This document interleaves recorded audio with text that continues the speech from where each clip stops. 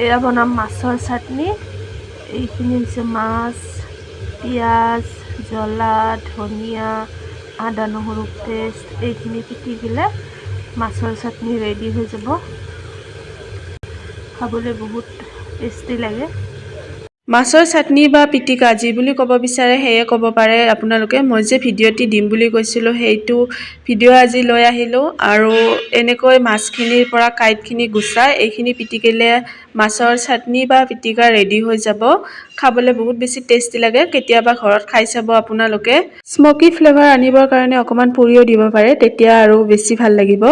মাছৰ পিটিকাখিনি কৰোঁতে অকণমান সাৱধান হ'ব, কাঁইটে বিন্ধিব পাৰে। ভালদৰে চাই ল'ব, তাৰপিছতহে পিটিকিব। এইপিনে এইখিনি ধুনীয়াকৈ পিটিকাৰ পিছত মাছৰ চাটনি বা পিটিকা ৰেডি হৈ গ'ল। দেখিছেনে কি ধুনীয়া লাগিছে। আৰু আজিৰ ভিডিঅ'টি ইমানেই আছিল। ভিডিঅ'টি শেষলৈ চোৱাৰ বাবে ধন্যবাদ। Bye bye.